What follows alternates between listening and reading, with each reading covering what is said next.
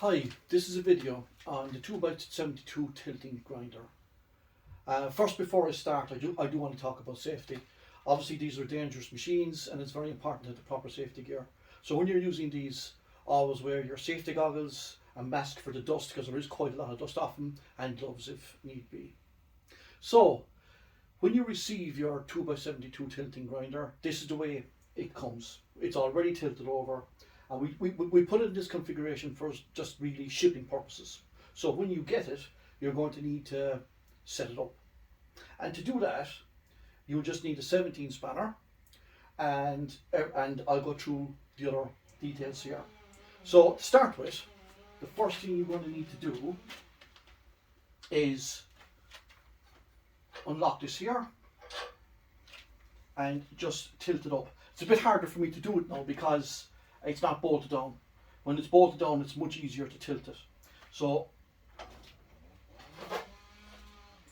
there it is upright. Once that's done, just screw this back into place like so, and just give it a quick tighten up. The next thing you need to do is, this is the tool rest arm. You need to just open that so that you can turn it in the right direction. And it's as simple as that. So a rough guide, that goes more or less in line here for putting it in. That'll get you a rough alignment. So if you tighten this back up again. The next thing we need to do is put in the tool rest. So it's a substantial tool rest, and as you see, it's off center. It's off center for a reason, that if you're using this at an angle, you turn it this way, and it just gives you more, that you can make this at 45 degrees if you so wish. But otherwise, you turn it this way, which is the longer side here, and you just put it down. So you put that in, you make sure it's nice and level, and you tighten it up, and it's that simple. The next thing you want to do is, I'm going to adjust the arm here, but before I do that, I'm going to put the belt on it, which it's easier to do it, and we can give it a spin up. So to do that now, I'm going to put the belt on, and basically I'm going to turn it here to make it just so nice and simple. You can see how to put a belt on. When we ship it, this is already in the downwards position. If you open this here, as you'll see in a second, it'll slide up. So what we really want to do is, there's a gas strut here at the back. Bring it around here farther for you. There's a gas strut. What we want to do roughly is have this open up about halfways. And that's the sweet spot on the gas strut that gives the most pressure on the belt.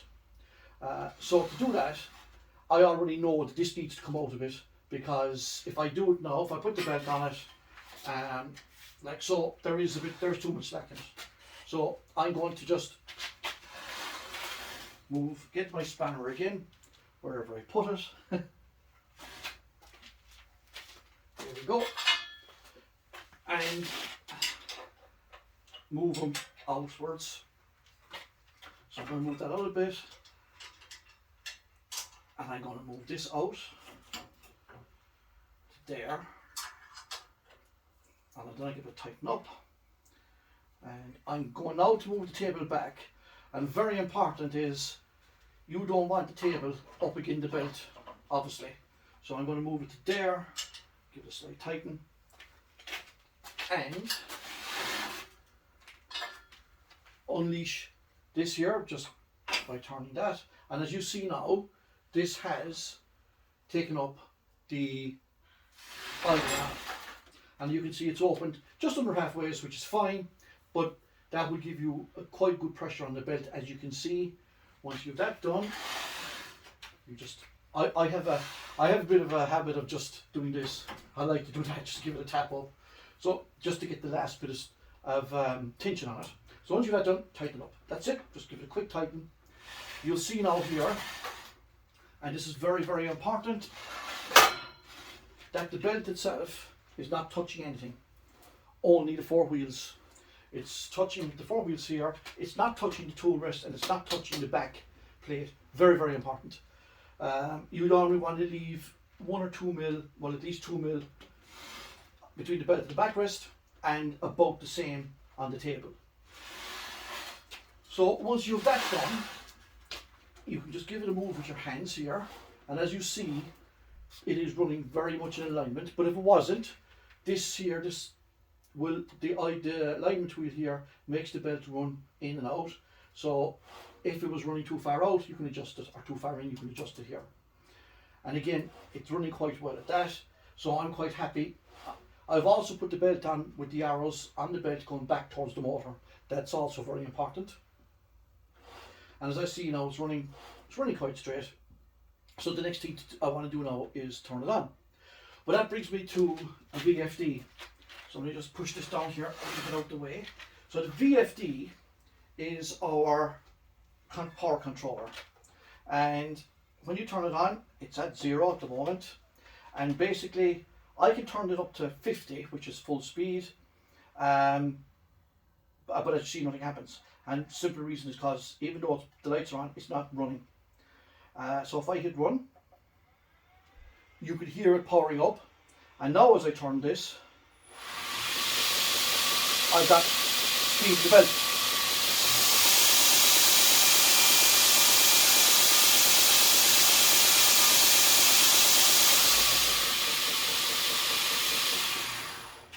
I would suggest, very important, that basically you put it always back at 0 before you turn it off, because you could run this up like I'll show you now.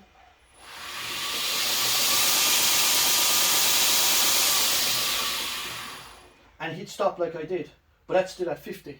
So that's all fine, but sometimes you'll forget that it's at 50 and you turn it on. You might want it running as quick, and because this will always run for the last setting it was switched off at. So if I turn it on, run.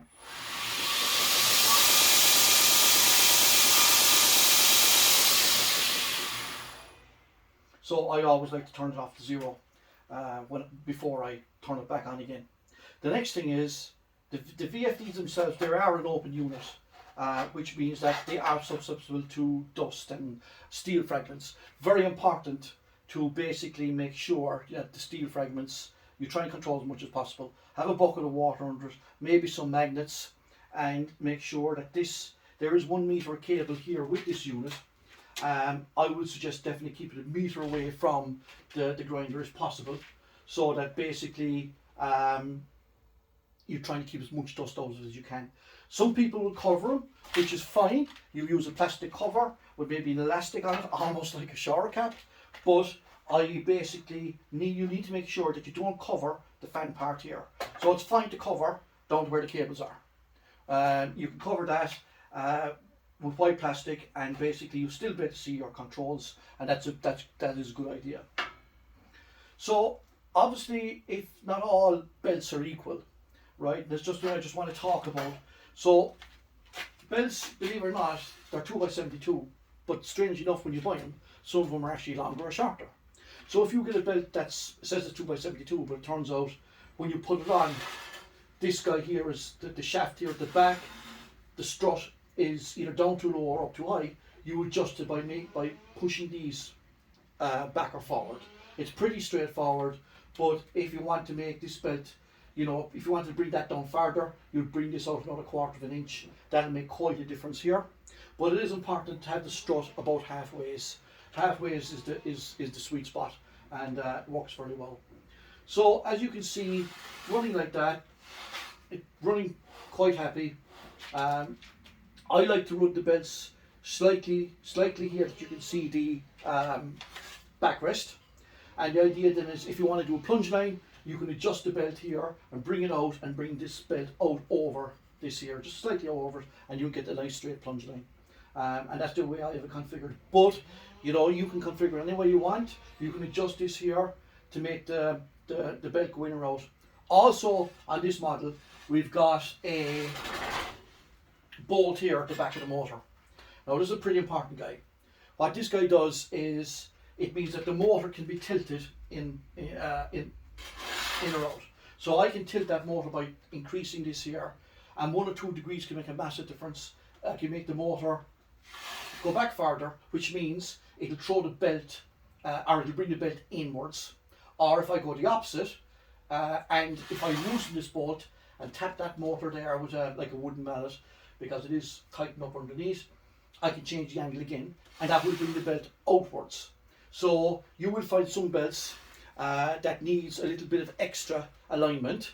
So you will find that this mightn't be doing it for you, but you can change the motor here. The angle of the motor makes a mega difference, and about half a turn usually is enough. But if you have any questions on that, just let me know. So that's the running of the grinder in its upright position. Now to move it over to its tilting position, I'm going to do, and you're going to have to bear with me a little on this because it's a bit hard to do it when it's not bolted down. So as you can see, it's dead level. The other thing I suggest, for me doing it, as you can see, I got this, well maybe you can't see, but I got this bolt here quite loose, and I'm doing that so I can tilt it. Generally you wouldn't have it loose if it was bolted down, you could just turn it. But the procedure to actually bring it into the tilting position is, the easiest way to do it is take off this guy here completely.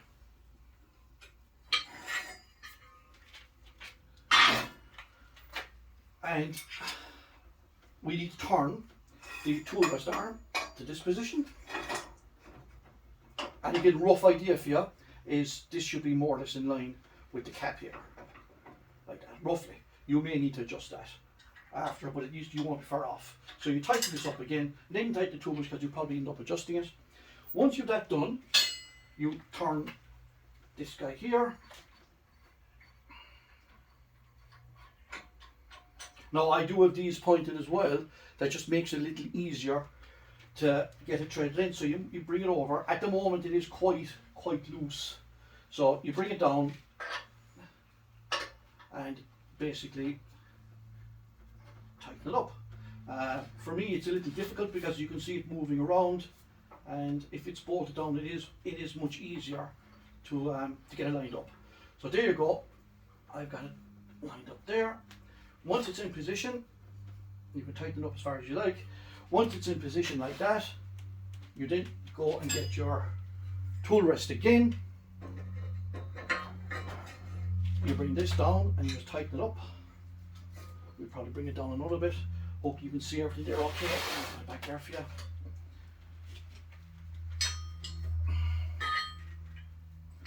So generally you bring it down slightly below it. Now, there is movement in these, and there's a reason for that, so that you can put a level on it and tighten it up. And once you tighten up, it will not move. Just bring it there, about there. So, just want to see if that's level. Yeah, that's quite level. So now I'm also going to adjust it in a bit. So I open up this.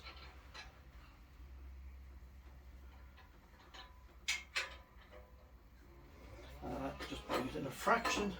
There you go. And then I tighten it up. And obviously, once it's done, I would suggest make sure the belt is on before you actually tilt it over.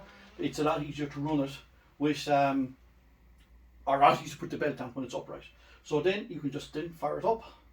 So again, we press run here, then we fire it up.